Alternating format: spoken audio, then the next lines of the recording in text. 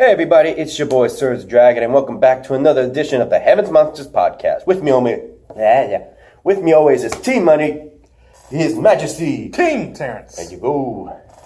Trying to make that work. Well, huh? You're trying to. Yeah. In which case, ladies and gentlemen, we are going to cover 205 Live and NXT of May 28th and 29th. So let's get going. First up, we have the match between the Brian Kendrick and Mike Kanellis, and ultimately, for once in a while, Mike Kanellis does get a win. In this case, on the Brian Kendrick. We also have Noam Dar, who ended up faking an injury in the NXT UK last week, and ended up getting a win that way. It was frowned upon because of the fact that he did that. He would have a match at 205 Live and fight somebody named Mike Karma, and ended up defeating him. He would then make a speech saying that he's having to travel back and forth between 205 Live and NXT UK. Between those two brands, he figured that it'd be better to play it smart than play it fair. So that's his excuse. Next, we have technically kind of a rematch because they were part of a Fatal 4 match, but Jack Gallagher, the gentleman Jack Gallagher, wanted to prove that without a shadow of a doubt that he could beat Humberto one-on-one. So he issued that friendly challenge to him, and he accepted it. Ultimately, between those two, it would be Humberto Carrillo who defeated the gentleman Jack Gallagher, proving that he is, without a shadow of a doubt, while failing to do so in NXT, he is, without a doubt, a rising star in 205 Live. We also have, and that will be the last bit, one little bit of information. Go ahead and look up NXT on May 29th. We have an injury notification checkup from Arya Daivari, and having, I think, 4 to 9 stitches in his left ear that he received from Oney Lorcan. We then get word from Oney Lorcan saying that he would gladly face him in the match, that due to Arya Daivari's words, an eye for an eye, tooth for a tooth, he's going to pay him back stitches for stitches. Oney Lorcan replies to that, saying that he is going to, in fact, even out his stitches. Most likely, he's going to give him stitches in his other ear. It is said that this match is promised both of the competitors that there will be stitches, so it will be bloody. We'll have to wait and see on next week's 205 Live. Let's see. Yep. Oh, yeah, that was a good match. Ooh. Wait, that can't be all. Damn. Was that really it? For NXT? I just watched it not too long ago. Yeah, I guess so. Courtesy of this week being tomorrow. Tomorrow on the 1st of June is NXT TakeOver 25. So be sure to check that out. So we got a lot of promos getting ready for that event. So only 3 matches were made. First off, it's the rematch between Mia Yim versus Bianca Belair. For those who are still wondering, who is Mia Yim? She's formerly known as Jade, also known as Blue by Rosemary and Impact Wrestling.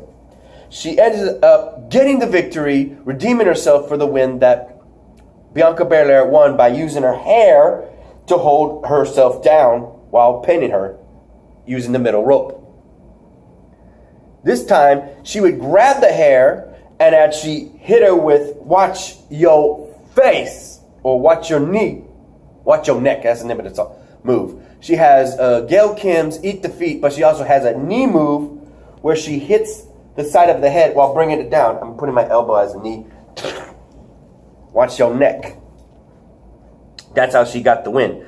So it's pretty much 1-for-1 if you think about it.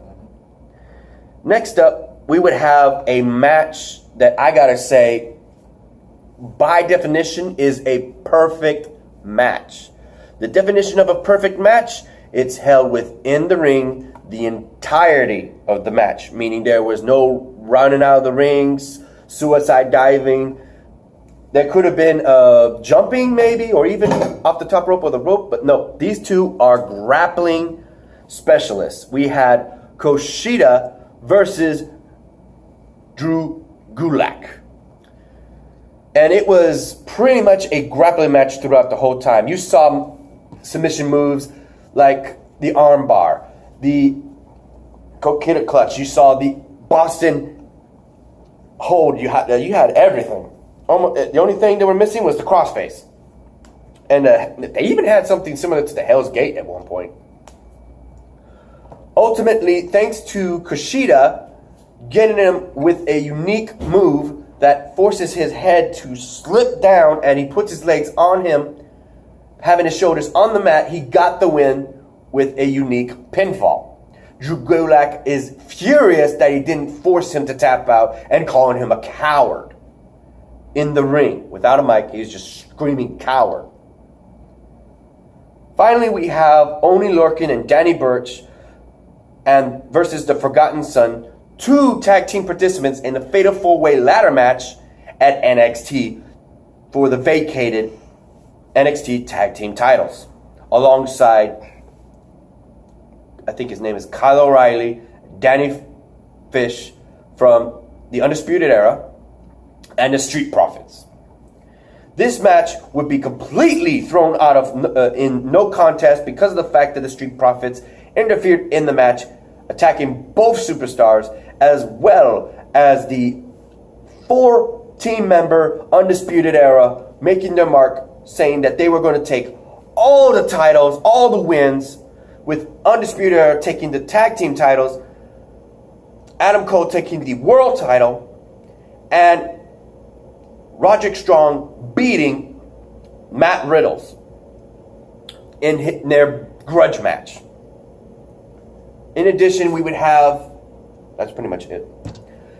We would have lined up for the Horsewomen, which Shayna Baszler saying that she's going to have her friends, and Io Shirai will not have that kendo stick in that match. And Io Shirai said that she don't need it to take them on. But luckily, someone who already has issues with the Horsewomen is NXT champion Johnny Gargano's wife, Lacey Evans, who is, not Lacey Evans, Candice LeRae, I think it was, is going to back up Io Shirai in that match and is going to be in her corner.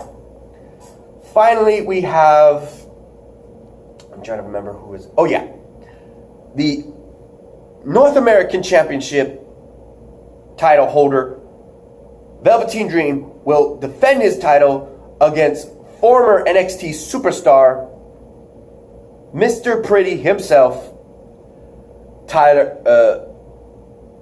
Breeze. And it's true. Apparently, he had a bigger stardom in NXT than he ever did when he transferred over to Raw and SmackDown. Yeah, almost. There's one more thing you don't know about WWE. It's been taught that some wrestlers who work with WWE are going to talk about jumping to AEW.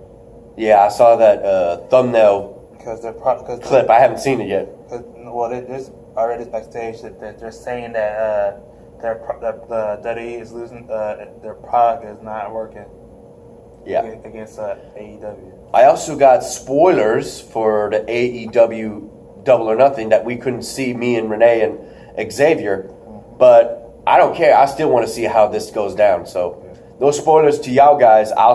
We'll see it this weekend if y'all have the time, either Saturday or Sunday. Either way.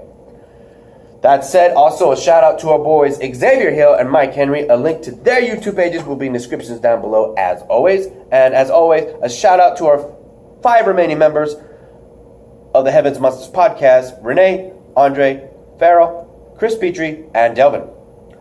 Thank you for watching. I hope you enjoyed this video. We're going to see if we got enough storage space to do Impact right now, since it's literally that quick.